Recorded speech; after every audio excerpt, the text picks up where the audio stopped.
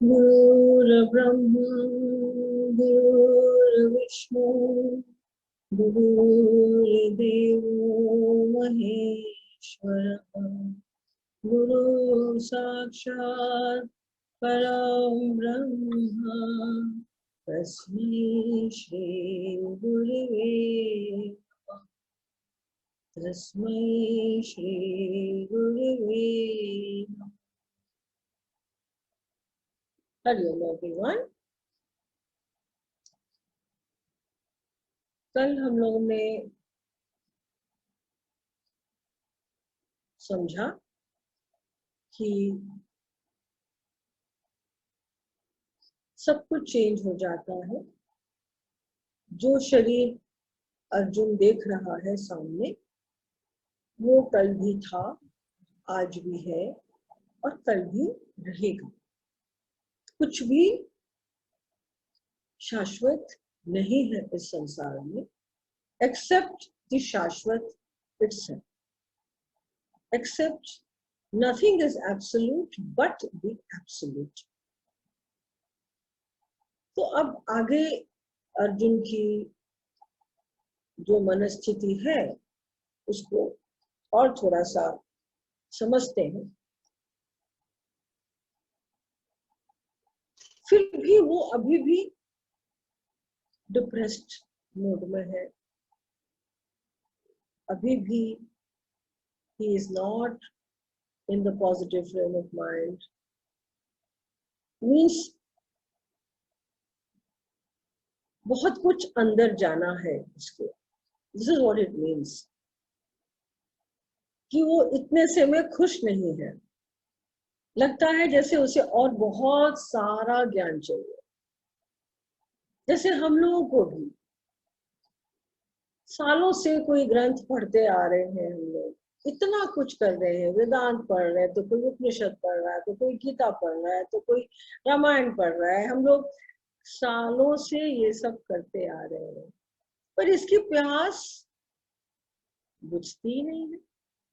लगता है और चाहिए और चाहिए और चाहिए। लेकिन वो सब हम लोग समेट कहाँ रहे हैं, वो सब जा कहाँ रहा है हम लोगों के अंदर। ये सोचने की बात है कि where are we putting all this inside? Is there any space inside जहां हम डाल रहे हैं ये सब, कि हमारे सिर्फ कान तक ही बातें हैं ये सब। तो अर्जुन अभी भी एक ही प्रश्न कर रहा है, केशव मैं कैसे लड़ूं, मैं कैसे लड़ूं। तो कृष्ण उससे कहते हैं तू अपने कर्तव्य का पालन कर, जो हम सबसे कह रहे हैं कि अपने अपने कर्तव्य का पालन करो। क्योंकि ये फाइट तुम्हारी और कौरवों के बीच की नहीं है। ये फाइट, ये लड़ाई, जितने लोग जितनी आत्माएं इस युद्ध में खड़ी हैं, सबकी लड़ाई सबके साथ है। सबका प्रारब्ध यहाँ जुड़ा हुआ है। प्रारब्ध की कर्मों की बातें हम लोग बाद में करेंगे, बट जस्ट अंडरस्टैंड कि इस घड़ी में सबका प्रारब्ध एक दूसरे से जुड़ा हुआ है। तो और क्या गारंटी है अर्जुन कि तुम ही सबको मारोगे। अरे तुम भी तो मर सकते हो। क्या पता कि सारे मर जाएं, और क्या पता कि कोई भी ना मरे, ये भी हो सकता है। तो युद्ध भूमि में तो मरेगा तो कोई ना कोई। जिसका मरना होगा उसे तू बचा नहीं सकता, और जिसे नहीं मरना होगा उसे तू मार नहीं सकता। तो गारंटी क्या है? कोई गारंटी नहीं है। Maybe both will live, maybe both will die. तो तू क्यों अपने कर्तव्य से पीछे हट रहा है अर्जुन? क्यों? सारी एनर्जी, सारी ऊर्जा, सारी सोच, सारा विवेक तुमने परिणाम पे रखा हुआ है। हम लोग भी यही करते हैं,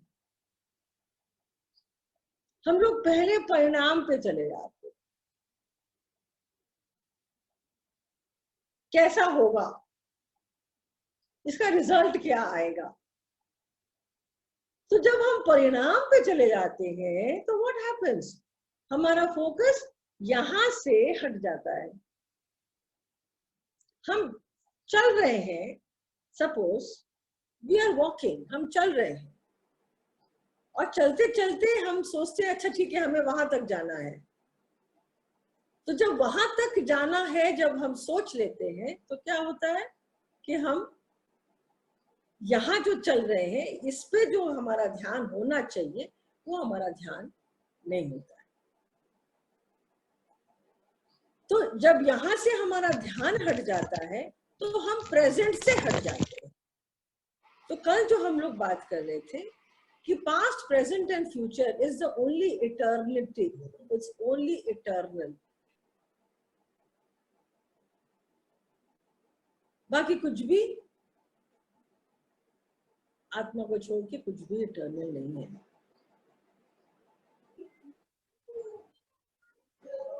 तो कृष्ण आगे कहते हैं अर्जुन से, तो देख अगर तू परिणाम की चिंता कर रहा है तो ये समझ ले कि अगर तू मरता है तो तेरे को वीरगति मिलेगी, तो तेरे को तो यश वैसे ही मिल जाएगा, और अगर तू जीतता है तो वैसे ही तुझे यश मिलेगा। तो दोनों तरफ, तुम तो क्षत्रिय हो तो क्षत्रिय तो कभी भी लूजर नहीं बनेगा ना, वो या तो वीरगति होगी उसकी या फिर वो जीतेगा। तो दोनों तरफ में तो यू आर बैलेंस्ड। और फिर सेकंड थिंग अर्जुन की, आज तुम होते कौन हो लड़ने वाले, हु आर यू, तुम हो कौन, इसका तुम्हें अहंकार क्यों कि तुम मार रहे हो। क्योंकि इस समय जो कृष्ण कह रहे हैं उससे वो टोटल शिखर पे बैठ के बोल रहे हैं। इसकी बात आगे हम लोग करेंगे, हम लोग और समझेंगे कि शिखर पे भगवान कैसे बोल रहे हैं। फॉर एग्जाम्पल, सोचो कि आप कोई भी पेड़ के ऊपर बैठा है और मैं नीचे बैठी हूँ, मैं नीचे बैठी हूँ, आप एक पेड़ पे बैठे हो, top of the tree where somebody is sitting। तो जो टॉप ऑफ द ट्री बैठेगा वो सामने कोई हाथी आ रहा है तो वो पहले देख लेगा ना उसको, तो फिर वो मेरे से कहता है देखो सामने से ना हाथी आ रहा है, मैं हाथी को देख पा रहा हूं। तो मैं क्या बोलूंगी, मैं तो नहीं देख पा रही उस हाथी को क्योंकि मैं तो नीचे हूं। तो वो बोलेगा कि मैं तो देख पा रहा हूं। तो हम बोलेंगे कि हम तो, एक खाली सड़क दिख रही है सामने, मुझे तो कोई हाथी नहीं दिखाई दे रहा आता हुआ। फिर हाथी आता है उसी रास्ते, तो मुझे वो हाथी दिखता है, फिर वो हाथी पास होके चला जाता है। तो क्या मतलब हुआ इसका कि मैंने उस हाथी को देखा, वो मेरा प्रेजेंट हुआ, उसके बाद हाथी पास्ट में चला गया, मेरे से चला गया सामने से, तो वो पास्ट हो गया, एंड देन वो फ्यूचर में तो हमने देखा ही नहीं उसको। लेकिन जो शिखर पे बैठा है, जो टॉप में बैठा है, वो तो हाथी को पहले भी देख रहा था, आज भी देख रहा है और कल भी देख रहा था, सामने से भी देख रहा है और तो फिर भी देखा जा रहा है। वो तो हाथी तो उसका उसकी नजर से तो ओझल हुआ नहीं। मतलब क्या हुआ? दैट कृष्ण पूरी सिचुएशन को समता भाव से, संयम से, सावधानी से सोचते हुए वो पूरी सिचुएशन का पूरी सिचुएशन को समझ पा रहे हैं। तो उन्हें सब कुछ दिखाई दे रहा है, into total equality, into total totality। तो अर्जुन कह रहे हैं, नहीं, कृष्ण कह रहे हैं और अर्जुन सुन रहे हैं। अर्जुन अभी भी असत्य से सत्य की ओर नहीं जा पा रहा। कृष्ण उसे कहने को बहुत समझा रहे हैं कि it is not a war, ये कोई लड़ाई नहीं है, ये सिर्फ अधर्म को मिटाना है और धर्म की स्थापना करनी है। तो उसके लिए तुम्हें कर्म करना पड़ेगा। तो अब जब हम तीसरे अध्याय की तरफ जाएंगे तो उसमें यही समझ में आएगा कि कर्म, क्योंकि अर्जुन ज्ञान से तो समझ नहीं पाया, तो अब उसे कृष्ण कर्म से समझाएंगे। Maybe Gyan was too high for him at this moment, maybe. Because at this moment, he could not grasp the वेदांतिक बातें of आत्मा अमर है और ज्ञान की बातें, जो उसकी इस समय जो इतनी लो वाइब्रेशंस में है उसकी मन चित अहंकार, कि वो आगे ये सब बातें उसकी समझ में नहीं आ रही थी। तो कृष्ण कहते हैं कि karma is a word of Gita of 16 chapters. 16 chapters का एक ही लिंक है, एक ही वर्ड का लिंक है, और वो है कर्म। कैसे कृष्ण पूरे अध्यायों में कर्म को प्रधानता देके, कर्म को मेन फोकस बना के हर इंसान से, हर मनुष्य से, पूरी मानवता से यही कहना चाह रहे हैं कि कर्म के बिना धर्म का पालन नहीं हो सकता। तो ये जो कर्म है ये असीम है, और आप देख रहे हैं असीम में भी सीमा है। क्या मजे की बात है, असीम में भी सीमा आ रही है। मतलब हम मनुष्य एक सीमा तक उस असीमता को समझ पा सकते हैं। बियॉन्ड दैट सीमा हम भी नहीं जा पाते, हम भी नहीं जा सकते, कोई नहीं जा सकता। Because everything is very limited. Thinking is also very limited. We can go till a point, we can't go after that. And when you say nothing, also, आप देखो, there is a thing in that. So nothingness has also got a thing in it.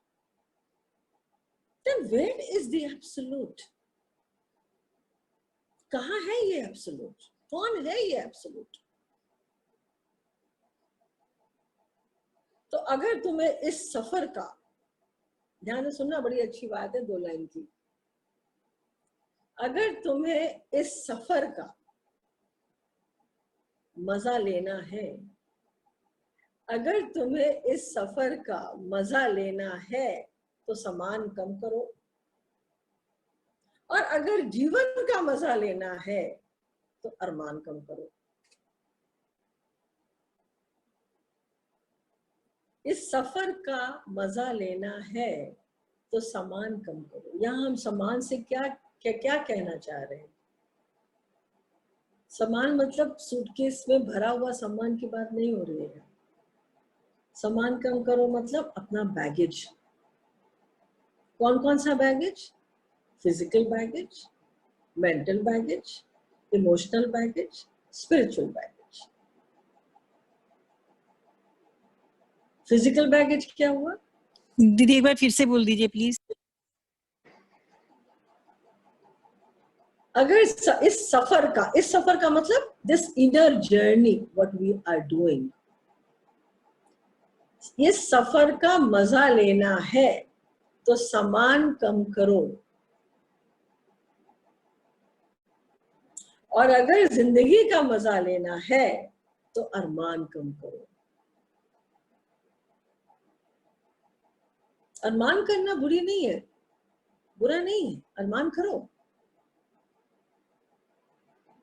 पर जो गीता का सबसे बड़ा ज्ञान है, आसक्ति मत रखो, नहीं तो दुख आना ही आना है।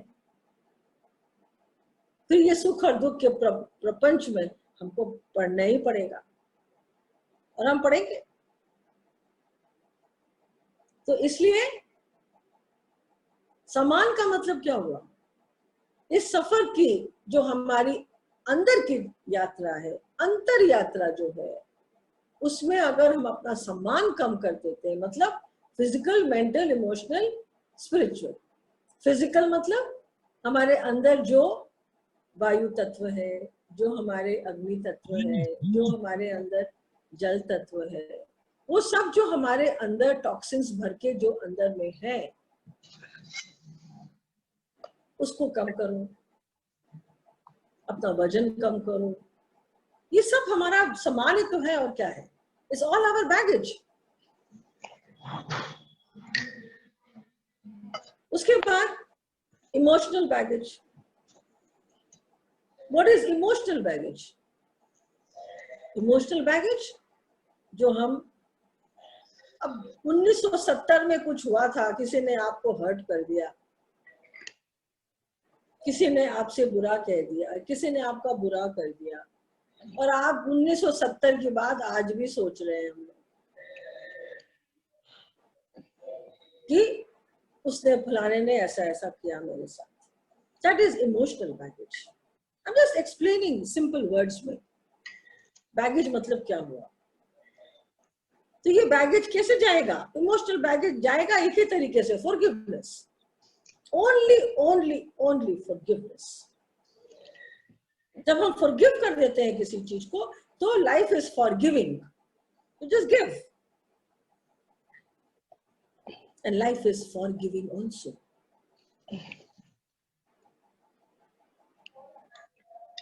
So life, इमोशनल बैगेज आप फॉरगिवनेस से निकालोगे। मेंटल बैगेज कब क्रिएट होता है? जब हम अपनी सिचुएशन को डील नहीं कर पाते, बिकॉज हम उसको एक्सेप्ट नहीं कर पाते। तो प्रेजेंट सिचुएशन जो भी होती है, उसको जब हम एक्सेप्ट नहीं कर पाते हैं, तो we get into mental baggage. Mental baggage is stress. Stress हो जाता है हमको, छोटी छोटी बातों में स्ट्रेस हो जाता है। Why? Let go and deal with it. Face it. The only way to be fearless is to be faceless. Only a person who is faceless can be fearless. Only a person who's got courage can be fearless. And the only way to control the fear is to face the fear. There's no other way. There is no other way. तो अर्जुन भय में भी है, Arjun negative thinking में भी है, अर्जुन की सोच खत्म हो रही है, सोचने की शक्ति, उसकी विचारशीलता, उसका विवेक, उसकी सेंटर्डनेस, सारी चीजों का पलायन हो गया। जब इस तरह की परिस्थिति हम लोगों के साथ हो, सॉरी, स्पिरिचुअल बैगेज हमने नहीं बताया। What is spiritual baggage? Spiritual baggage मतलब आपने अपने ऊपर बहुत प्रेशर दे दिया है कोई चीज को पाने के लिए। That is spiritual baggage. Your spirit is very heavy. नहीं होता है किसी किसी का ऑरा बहुत हैवी होता है, आप बात बात में रोने लगते हो, या you feel very heavy with your emotions, with your spirit, खुश मिजाज नहीं होते। तो स्पिरिचुअल बैगेज को हटाने के लिए खुश मिजाजी बहुत जरूरी है। Means you have to be very happy all the time. तो जब ऐसी परिस्थिति हो हमारे सामने, तो हमको क्या करना? What to take from this situation? हमें क्या करना है इस सिचुएशन में? हमें कितना करना है इस सिचुएशन में, और हमें कैसे करना है इस situation? What to take, what to do, when to do, and how to. बस यही 3 क्वेश्चंस कृष्ण को इतना समय लग गया समझाने में। और वो कितना एक्चुअली लगा, I have no idea, but जो हमारे सामने है हम तो उसी को बिलीव करते हैं। जो है वो सदा से ही था, और जो नहीं है वो सदा से भी नहीं है। तो जहां भी हम जिसे क्रिएशन करते हैं, द पॉइंट ऑफ क्रिएशन, वो भी एक नया रूप लेता है। जैसे एक थॉट भी हम लोग लेते हैं, तो वो एक थॉट का एक नया रूप बन जाता है, मतलब वो नया है ना, नया। इट्स अ न्यू रूप, it gets a form of a new thought. और जो भी रूप आता है, जो भी थॉट एक रूप लेता है, वो थॉट आता है और वो थॉट चला भी जाता है। वो थॉट आता है और वो थॉट चला भी जाता है। मतलब क्या हुआ कि सिर्फ उस रूप का विनाश होता है, क्योंकि वो चला गया। तो रूप का, आकृति बदलती है, रूप बदलता है, फॉर्म बदल जाते हैं, मैटर बदल जाता है। बट ये रूप को कौन बदल रहा है, ये रूप कैसे बदल रहा है, और ये रूप क्यों बदल रहा है, इसका जवाब, इसकी understanding is beyond minds comprehension. क्योंकि वो एक है जो बदल रहा है आपको, हमको, पूरी सृष्टि को। आप बोलोगे केमिकल रिएक्शन भी तो हो सकता है, तो वो केमिकल रिएक्शन भी कौन कर रहा है? उस केमिकल रिएक्शन के पीछे भी तो कोई फोर्स है। अपने आप तो केमिकल रिएक्शन हो नहीं सकता। देयर इज सम फोर्स जो अनचेंजेबल है, जो वो चेंज नहीं होता। जैसे एक कीला है, सपोज एक कील पे एक टायर घूम रहा है, तो आपको लगेगा कि वो कीला घूम रहा है ना, कीला नहीं घूम रहा। कीला पे तो वो टायर घूम रहा है, पर कीला इज स्टिल। जैसे कई बार बात हुई है इस बारे में भी कि जहां से साइक्लोन शुरू होता है वहां पूरी स्टिलनेस होती है। जहां से वो साइक्लोन, हवा, वर्षा, पानी, जो भी प्रकृति का नियम है, वो जो वर्ल्ड होता है ना, जो वर्लपूल बनता है, वो वर्लपूल जहां से शुरू होता है उसके नीचे is actual total stillness, total stillness.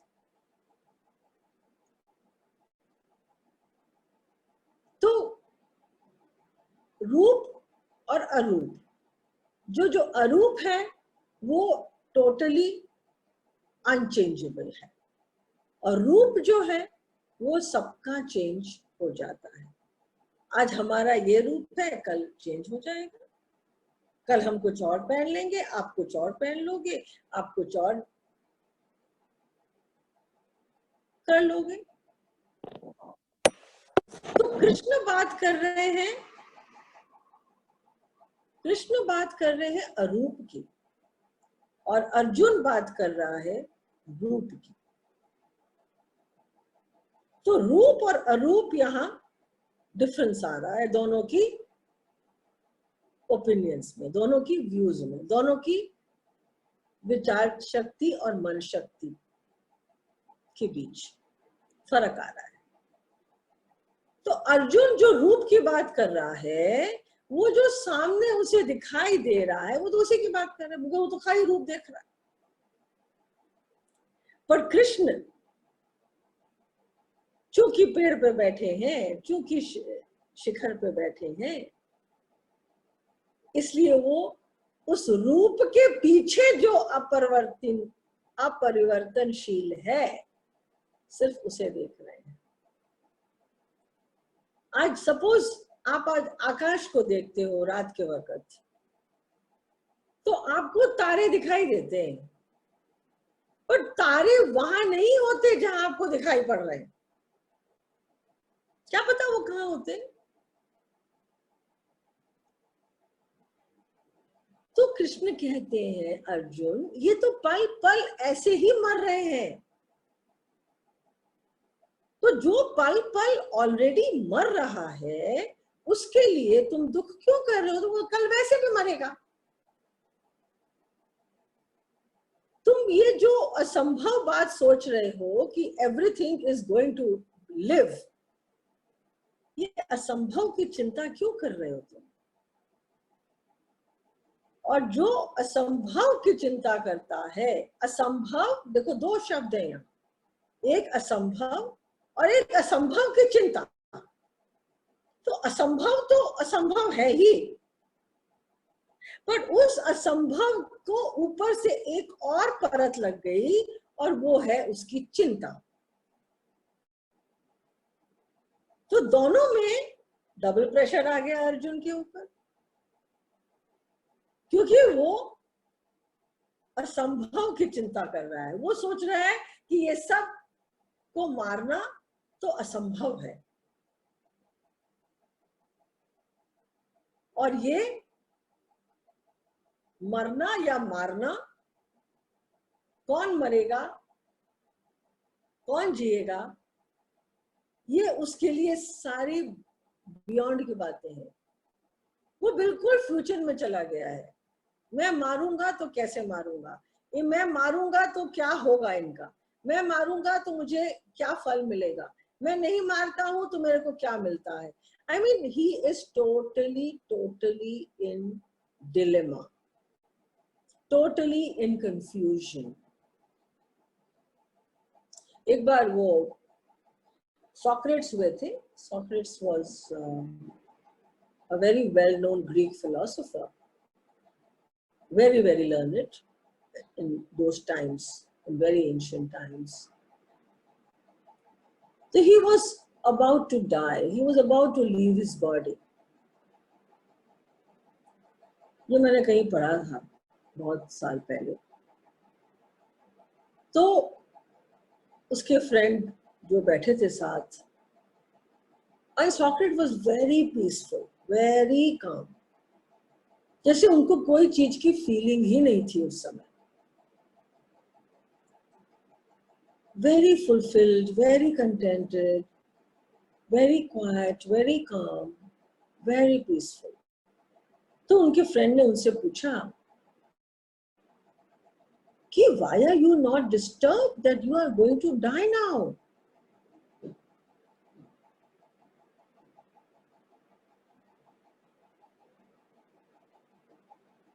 You are going to die now.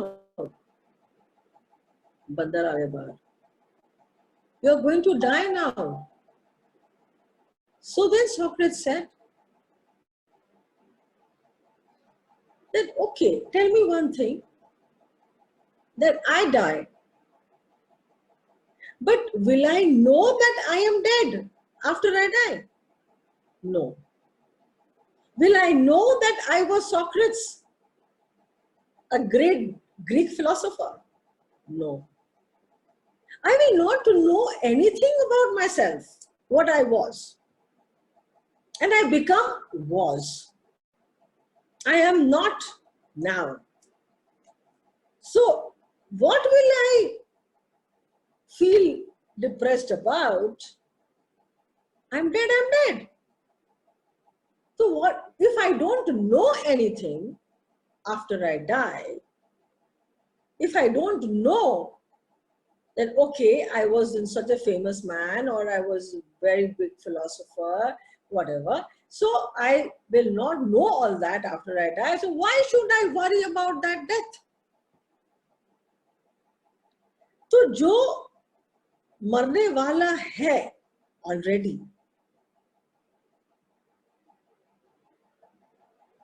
उसे तू बचा नहीं सकता. Then Socrates says that if I am supposed to die, nobody can save me. And if I am not supposed to die, nobody can make me die. So why should I worry about death? Why? I don't need to. I don't need to worry at all. So जो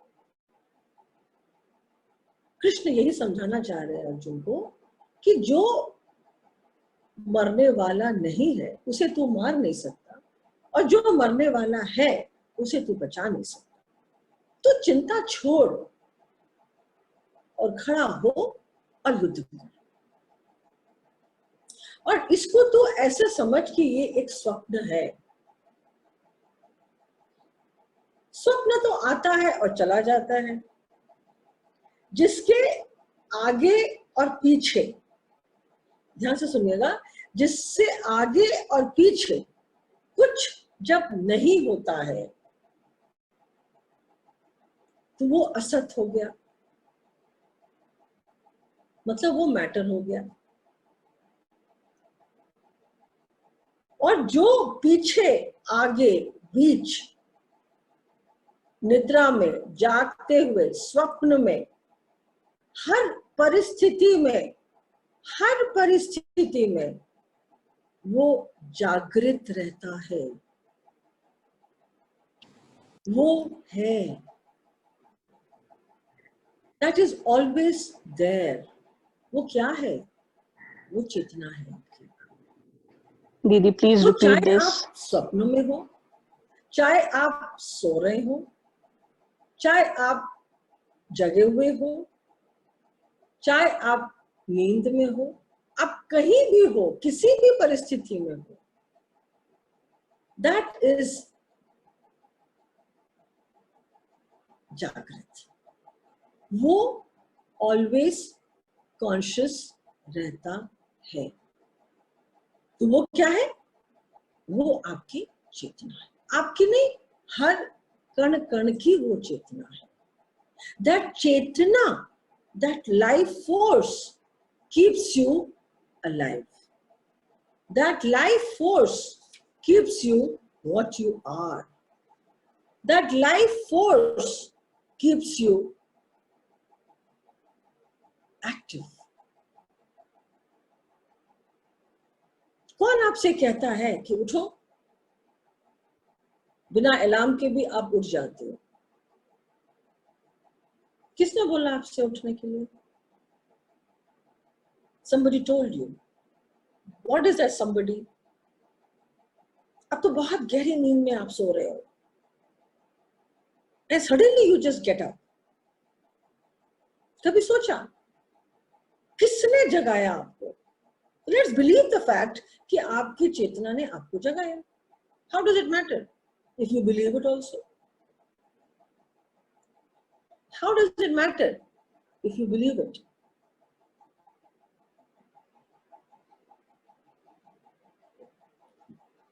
तो ये रूप और अरूप की बात थोड़ा और बढ़ाते हैं इसको, कि रूप और अरूप के बीच में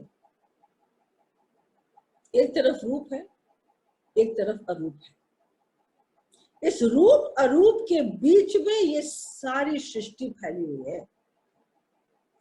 सारी सृष्टि इस रूप और अरूप के बीच में फैली हुई है। Then Arjun says,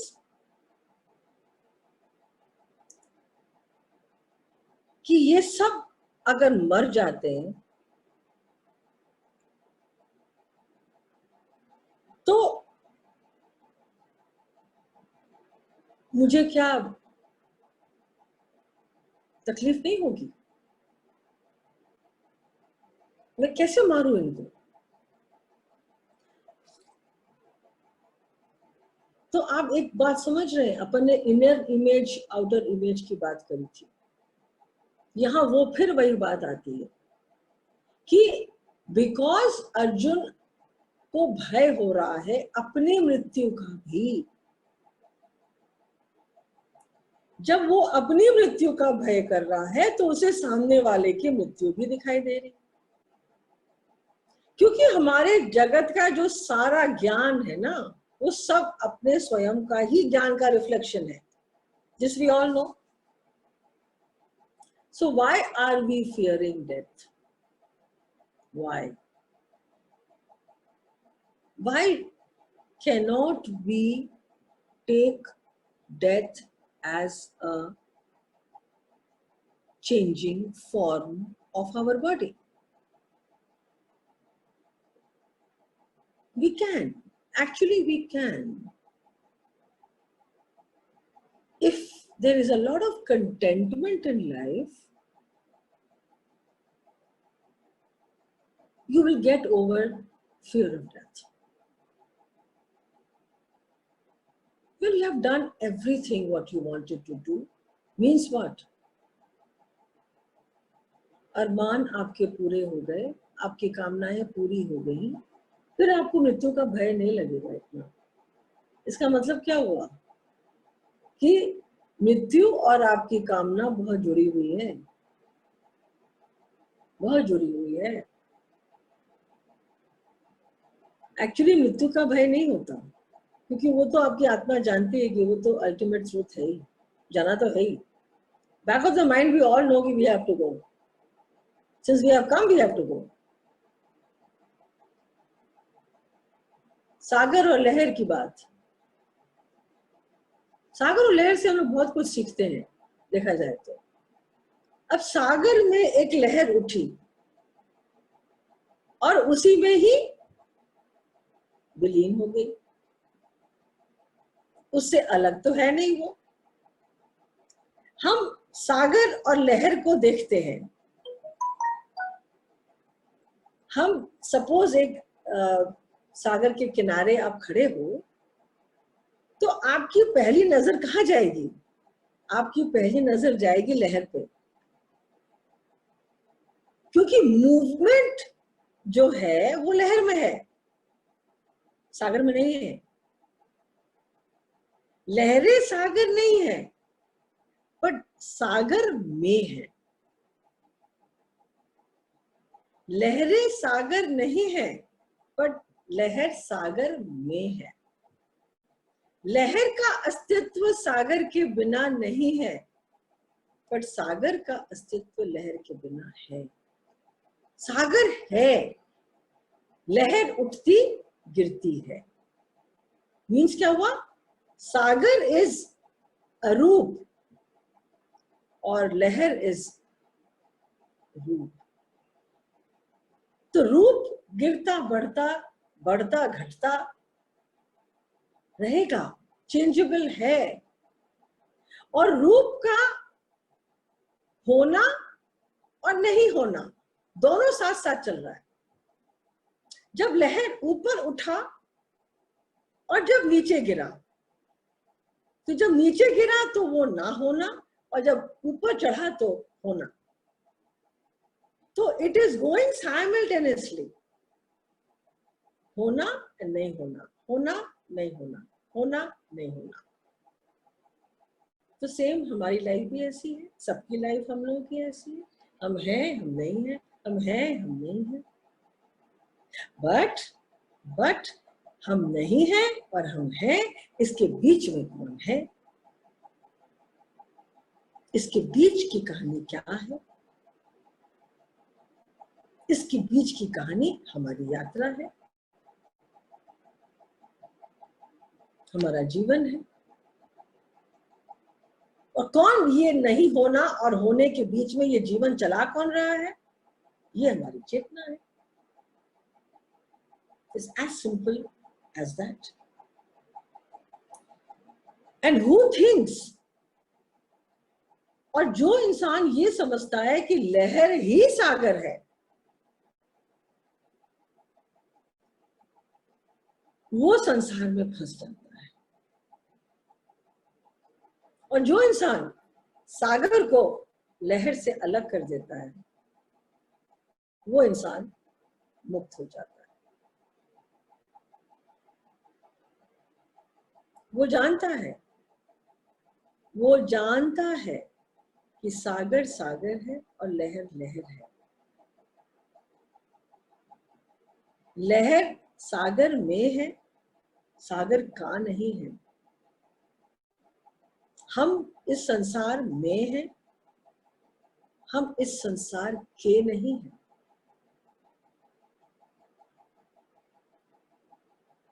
और जो इंसान, जो मनुष्य, जो मानव, जो जीवात्मा ये समझ लेता है कि वो सागर में पानी था, पानी रहेगा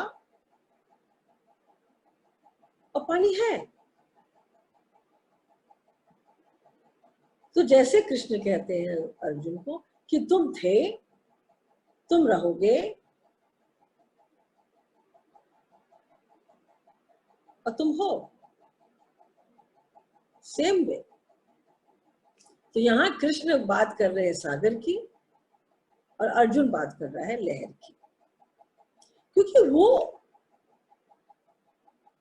लहर को ही देख पा रहा है, शॉर्ट टर्म, वो शॉर्ट टर्म को ही देख पा रहा है। वो अंदर की सागर की गहराई को वो देख नहीं पा रहा, क्योंकि उसके अंदर, उसके सामने इतना बड़ा गहरा थिक आवरण आया हुआ है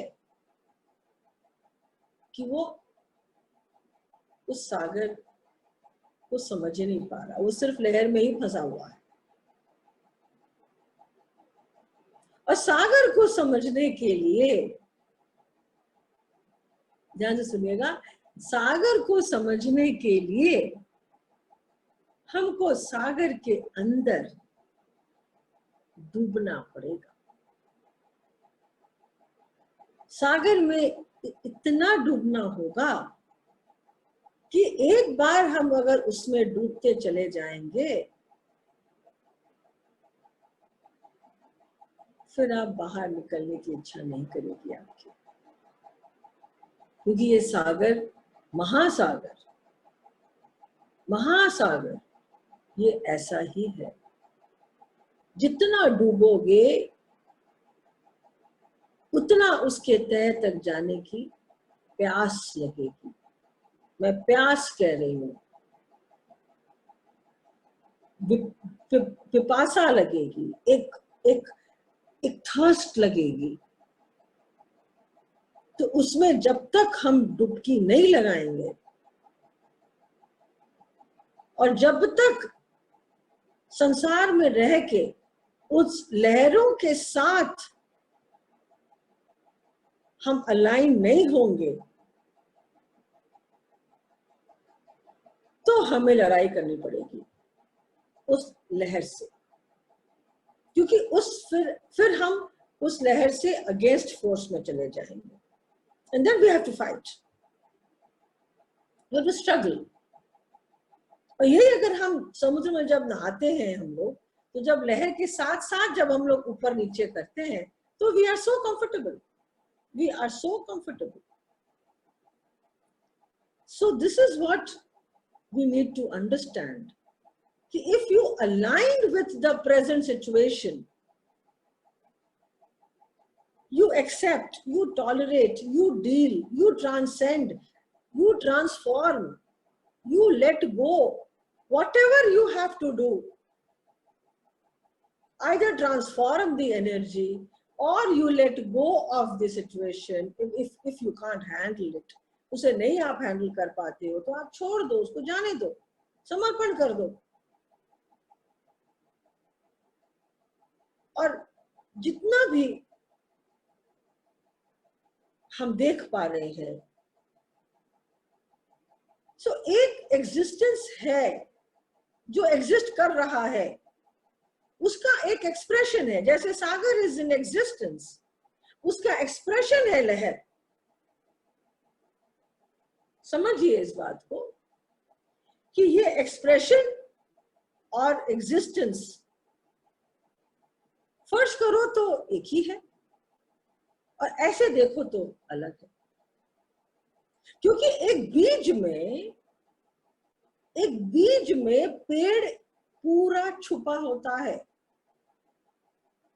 पूरे के पूरे बीज में वो पूरा बैनियन ट्री तो लाखों वर्ष तक जीवित रहता है. बरगद का पेड़ वो जरा से सीड में होता है, वो पूरा का पूरा पेड़. सोच पा रहे हो आप? तो जब वो पेड़ मैनिफेस्ट होता है तो वो उस बीज का एक्सप्रेशन होता है. तो उस बीज में जो एग्जिस्टेंस है वो पेड़ बन जाता है. सो बीज में अगर वो पेड़ नहीं दिखाई देता है आपको, तो इट डजंट मीन कि वो नहीं है वहां पे. वो बिल्कुल है, पूरी तरह से है. और जब वो वहां होता है तो आप उसको सींचते हो, आप उसको प्लांट करते हो, आप उसको लगाते हो, फिर वो धीरे धीरे धीरे धीरे एक्सप्रेशन में आता है. सेम वे आप कोई भी चीज, आप सूरज जब उगता है आप तारे नहीं देख पाते, but that doesn't mean stars are not there. Of course the stars are there. So it is not necessary कि हमें जो दिखाई दे रहा है वही हमारा सत्य है और जो नहीं दिखाई दे रहा है वो असत्य है. ऐसा नहीं, ऐसा नहीं होता.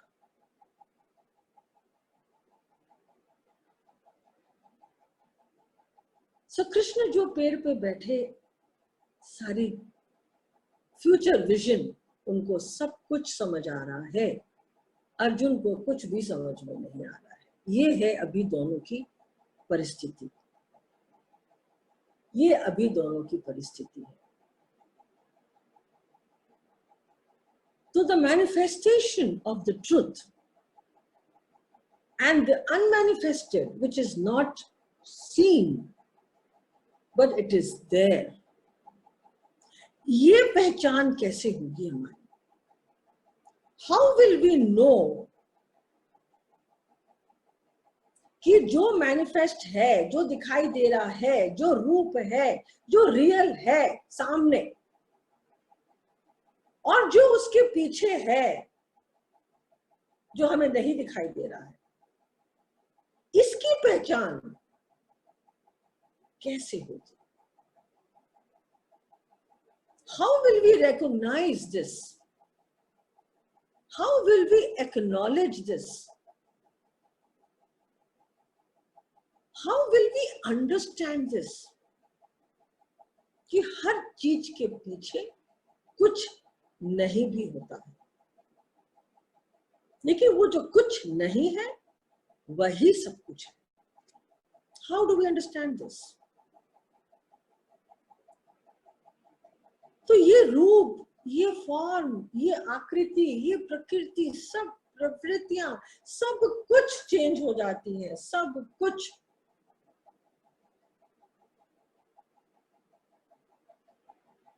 पर ये जो पीछे जो चेंज नहीं होता है, वो चेंज क्यों नहीं होता है? Why doesn't it change?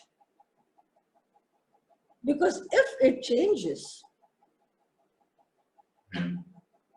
then it becomes the same like root. It becomes the same like akriti. It becomes the same like form. And something has to complement the opposite of form. जब form को हम complement करेंगे कोई चीज तो वो formless ही तो होगी. शिव के साथ तो शक्ति ही होगी, प्रकृति के साथ तो पुरुष ही होगा.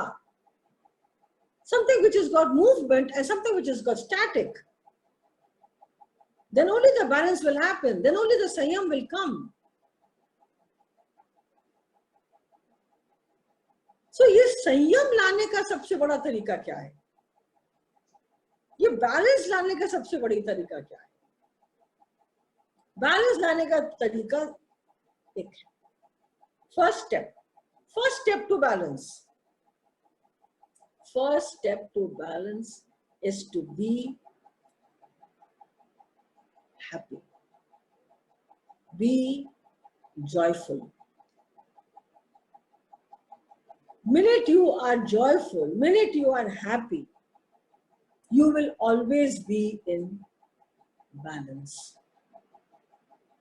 Why am I saying this? Because when you are happy, when you are joyful, no matter what your situation is, सामने जो भी situation हो, any situation, क्योंकि वो situation तो आपके कर्म का फॉर्म ही तो है, और क्या है? तो क्या फर्क पड़ा? आप ही के कर्म का एक फॉर्म आ गया सामने, और जो कि आपको मालूम है कि ये फॉर्म चला जाएगा, बिकॉज आकृति तो कभी रहेगी नहीं, आकृति का विनाश तो होना ही होना है. तो दिस टू शैल पास, ये भी चला जाएगा. पर जब आप खुश सुखी रहते हो, जब आप खुश रहते हो, तो आप अपने एक्चुअल स्वरूप से कनेक्ट हो जाते हो. और एक्चुअल स्वरूप जो आपका है आनंद का, वो बैलेंस ही है. It is nothing else. सत्य चित्त आनंद है ना, ये आनंद जो शब्द है, इट इज बेसिकली संयम. संयम से आनंद, सत्संग से आनंद, साधना से आनंद, सेवा से आनंद, ये सारी चीजें आपको आनंद की तरफ ले जाती है.